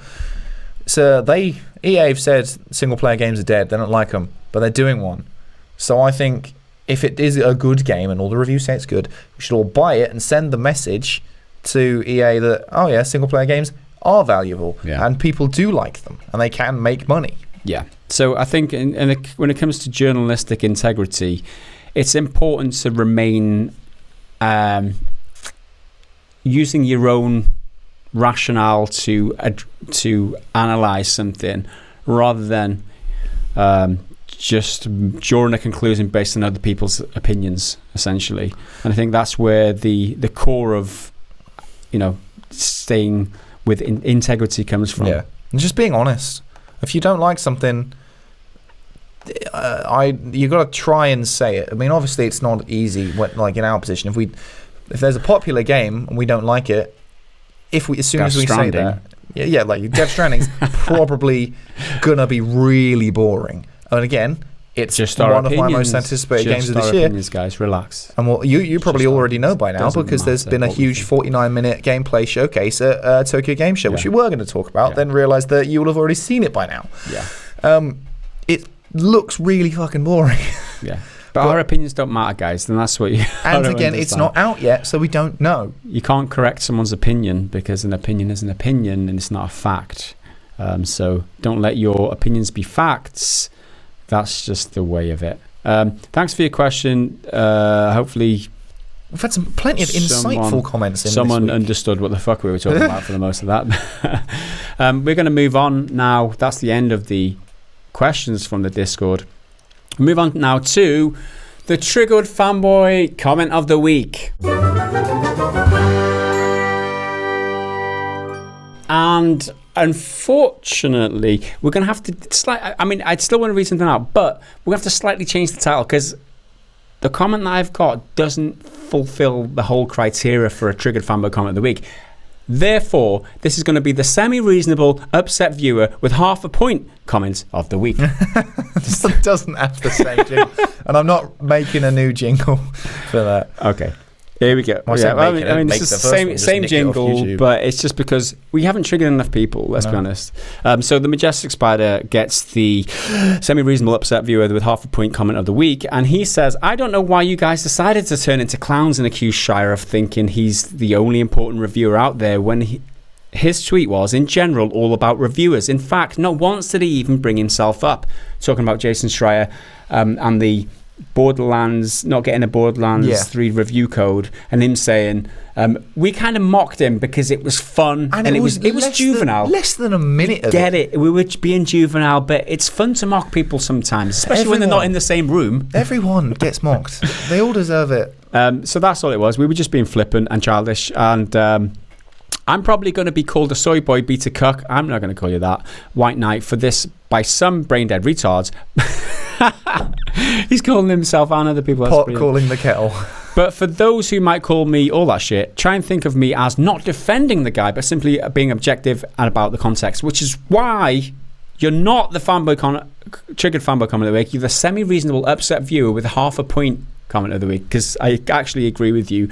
If you're looking at it without any sort of humour, Schreier did raise the point that most reviewers wouldn't get in codes. He wasn't doing it from an egotistical point of view. But when you add a little bit of it's Jason Schreier we're talking about. It's all about him, right? Well, I even said he does sound a little bit bitter, but that doesn't mean this is any less weird. Yeah. It's more or less exactly what I said. I get your point, Majestic Spider, and I agree with you. I'm not going to call you a soyboy beta cuck with White Knight, and I don't think anybody is. And you know what? I think we've had so very few triggered comments recently that when someone disagrees with us, he's actually got, this is the most disagreeable comment of the week I found, and he's actually got a point, right? And we're never always right. I mean, as hard as that is to believe, we are sometimes wrong, and we perhaps were wrong in mocking Jason Schreier a little bit when he was probably serving a greater cause than just himself. For that, we apologise. Hey, there's a lot of people who do great work. Like Gandhi was great. Motherfucker had weird sandals. You're not comparing Gandhi to Jason Schreier, are you? And perhaps he would. But. Yeah, perhaps. Oh no! That was a joke. Oh, no. That was a joke. Don't be commenting again, Mr. Majestic Spider. Okay, thanks for your comment. The next one that was like a close run-up second. L4 Disillusion says, "Get to the fucking point." Fuck. I think he clicked on the video just because it was about the backlash backlash to the review, which was at the end of the video. So before that, we had to go through the Jason Schreier, the reviews, circumstances, as well as the good review, and then the bad review, and then the so it was just because, I mean, just chill out a bit, innit? It's a 15-minute video. What do you expect? I mean, better than a Young Ye. I mean, he takes half an hour to get to any. Just say that. I'm only joking. You're definitely fishing for the triggers for next week, aren't you? Fucking Young Ye. We love Young Ye. He performs a fantastic service for the community. It's just funny to mock people sometimes, and it's all in good humour. Hopefully, he sees this funny side of that. I mean, he's nearly cracked a million subs now, isn't he? So yeah, he's doing really well. He doesn't need our fucking support. He's grand. He just moved to LA or something. He's living his best life. He's doing all right, Young, for good reason. He deserves it. Talking about YouTubers who deserve stuff, works hard, and he deserves it. Okay, do you have one? Have you got any more triggered? No, that's as angry as people get today, I think. I got one here, and it was on our Gears 5 gameplay, and I feel like his tone is so mixed here. It's from Old Saint Neek. And excuse me. How can you review... This sentence is not coming out. How can you review a game from base Xbox, you silly wankers? Enjoy your show. Hello from Colorado. I feel like every word of that is fair. I mean, well, it wasn't a review. It was a bit of gameplay impressions. But you silly wankers! And if he's from Colorado, he's using a British insult, which I quite enjoy. I'll take that. But I'll take that. Americans saying wankers just doesn't sound right. Like wankers. Well, you read it out in your English voice. Exactly. So it sounds normal, unless there's another Colorado that I'm blissfully unaware of. You got one? Yes. Choplart Molcop. Choplart Molcop. That's great quite funny. name. I'm happy you guys gave actual background to the reviewers and what they had played and scored in the past rather than just jump into it. Obviously, the game isn't going to be for everyone, and as such, not everyone is going to give it great reviews. But in the end, I've always loved the Borderlands game and will more likely love the third, and some people just won't. Yeah, that's something. I appreciate the comment because he acknowledged and appreciated the fact that we gave some background on the reviewers, which is always important. If someone just reads a review score and they're like, oh, what the fuck, 63%, that's bullshit. If you delve a little bit deeper, educate yourself a little bit, you'll understand why. And maybe it's because they don't like this, they don't like that, and that's just who they are as people. And I don't know. I think as much context as possible is always the best way to assess any information. It's usually super easy on like gaming websites because you can just click the name of the author and it'll take you to all of their other published works. Don't do it to stalk them, just give it context. Just like, oh, he doesn't like Anthem, maybe he didn't like The Division. Oh yeah, he didn't. Maybe he didn't like Destiny. Oh, he didn't. He just doesn't like this particular genre. He's well into his JRPGs. There you go. Totally different. Next up. So I've got one here on, I think it was our podcast last week. Yes. I think this is a really interesting point, and it sums up a lot of the way YouTube commenters seem to feel. So this is from Random Fun. So in the past, you say gamers need to boycott as much as possible so that game devs won't get away with any crap. But now you say, don't get angry. Make up your mind. Sheesh. And then iWaves, who is a regular viewer and commenter and whatnot, comments back, you can boycott without being angry. They aren't mutually exclusive. And that is exactly right. Yeah. You don't have to sit and rage about everything. If you want to, let's go back to EA, because we talking about them a lot. If you don't want to buy Star Wars because it's made by EA and you don't support any of their practices, don't want them to get any money, by all means don't. Yeah. Don't buy the game. But don't just sit there and stew and be, oh, well, it's going to be full of microtransactions. Just hold your horses, do what you got to do, and be at peace with yourself. Hold those horses. I think that I'm more and more realising that getting angry and making decisions in the heat of the moment is not productive, right? So no matter what emotions overtake you, you should always wait for that to dissipate and then make a decision with your brain. Going out and responding on Twitter to something that you don't like and being angry with someone on Twitter is there forever, right? That feeling won't be there forever. You'll always feel a little bit less angry, and then you look foolish, right? So make your decisions based on rationale. And then someone will call you out. By the time you've seen their reply, you will have cooled down, and you'll be like, oh, well, now I either have to double down on what I've said and be an even bigger dickhead, or just not say anything and look weak. Yeah. So it's a toss-up. So, I used to get angry a lot more, but these days I get angry, I wait for that to go, and then I form the opinion, and then... Anyway. There's so much stuff to be angry about. It's exhausting to be angry about everything. Yeah. So. Next up, we have Bastian Butches. Great video, guys. Was one of you drunk or something? Laughed my arse off when you say reviewers at this timestamp and that timestamp. Still awesome. That was my fat tongue syndrome. I don't know what happened for the viewers. He didn't even edit that out. You just left it in. Well, I mean, you jumbled it a couple of times, so I was like, right, I'm going to have to take the front of that bit and the back of that bit, drop the volume a bit in the middle so it kind of slides. There was one point, I think you're talking about control, and I think you said a control of review instead of a review of control. Yeah, I watched the back and there's no way I can fiddle with this to make it better. I thought to myself, Henry must have decided while editing that there's nothing he can do about that because it's so obvious that it's wrong. There you go. But I could have chopped the words out and pasted them the other way around, but it wouldn't have worked. You have another question? Yeah. So I've got another one here. Where are we? This is from the Borderlands video. And this is quite a positive one because I like to get a bit of positivity in my life every now and then. From Lewis, 1992. Great video, very balanced and valid points made throughout. Thank you for being informative and entertaining. And it got 10 likes, so at least 10 other people agreed with it. So thank you very much, Lewis. I like your positivity. Not just stroking my ego, but it's just something nice. Yeah, contributing something, yeah. Because it's easy to comment when you get angry, but I know from myself, I don't, like, if you go to like a restaurant or something, I won't give it a review if it was nice, but I would complain if it was really bad. Yeah. So I felt really bad. Last week we went for dinner and it was amazing, but none of us had any cash to leave him a tip. At one point, we all ordered some cocktails. The guy went away to go get them, make them, and then come back. And then several times our waiters came over and said, "We're really sorry it's taken so long." We were like, none of us care. Like, take your time. It's cocktails. Like, do whatever.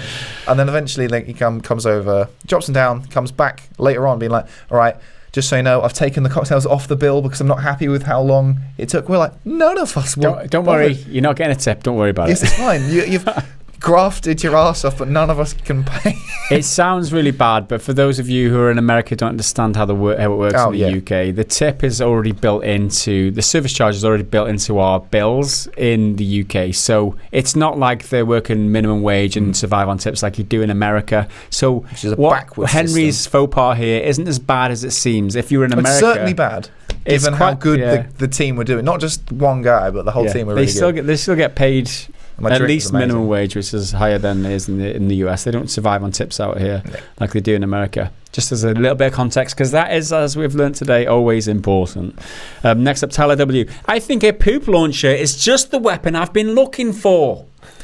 I mean, yeah. What, in general life? Yeah. Poop launcher. There's my neighbour over there. Motherfucker's getting shit shot at his door. I don't care. Forget Borderlands. I need to throw some shit. So I've got one last one here from, again, the Gears 5 gameplay. From Shredder75. American History X. You totally went there.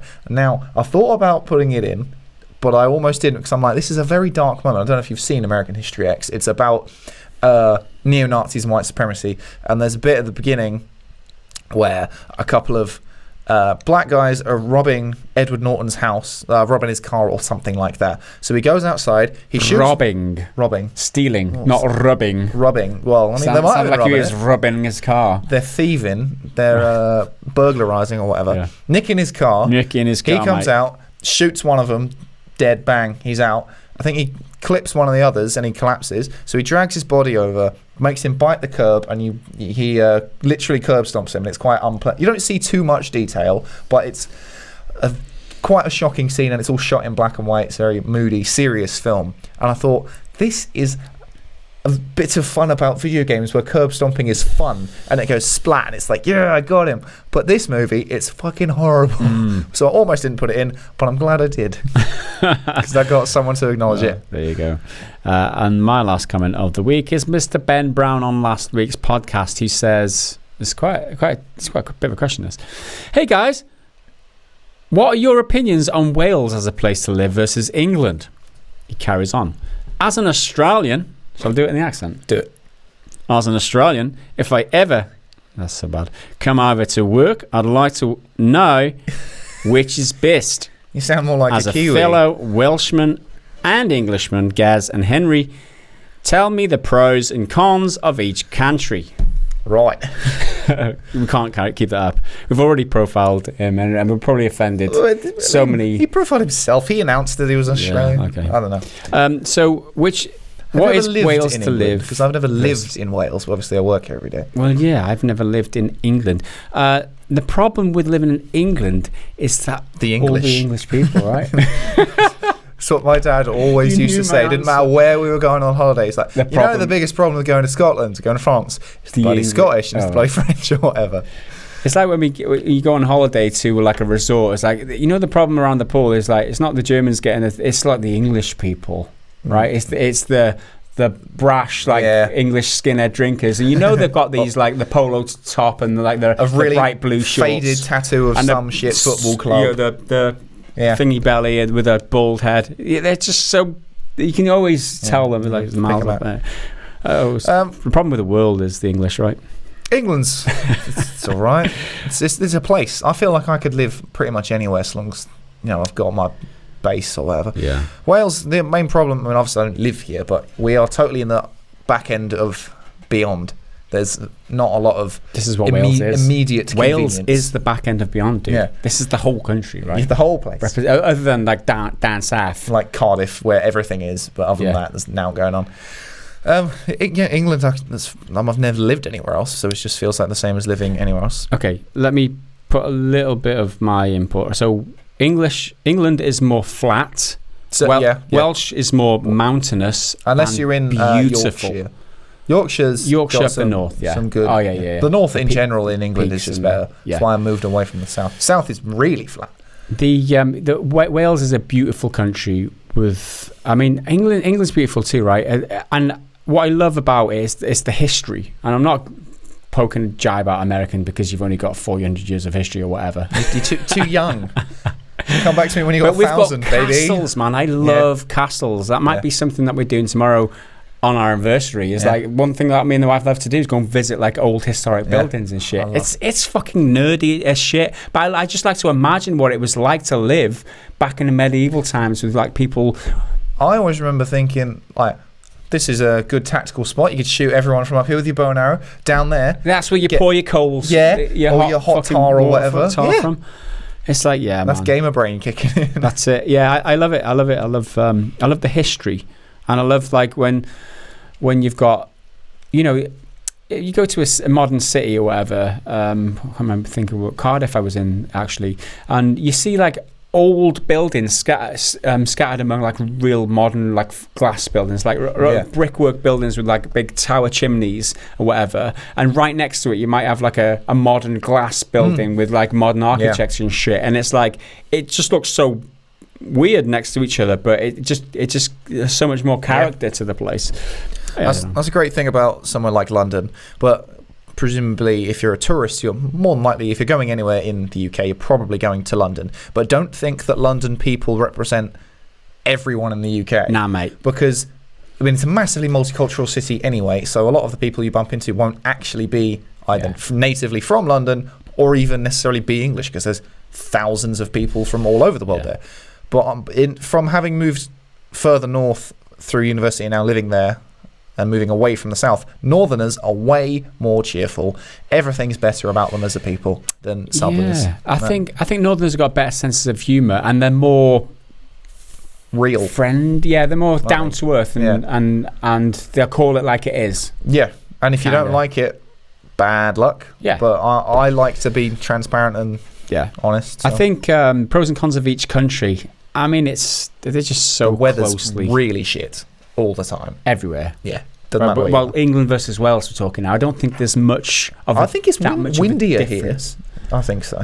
But I think it's because of this is scientific bullshit and geography or whatever. But it's probably something to do with the hills. Yeah. Because it's sort of a valley around here. But yeah.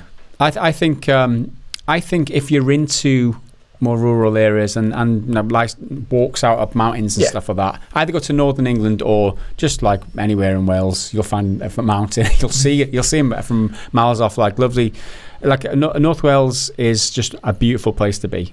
And I can't say much for England. I haven't lived there or been there, but again, you're going to find some good spots with historic buildings, man. It's all about that history. You can find good stuff anywhere you go. Thanks for the question, Mr. Ben Brown, and hopefully we've done any sort of service to it. We'll leave it there, I guess. Yeah, I think we're done. We are done for another podcast, guys. Thanks for watching. Diolch yn fawr. We will see you again in the next podcast. Remember, if you do want to support the content, it really, really helps us out. Head over to patreon.com/prettygoodgaming. Even if you if you're going to buy a game, use our Green Man Gaming link, which we're an affiliate of.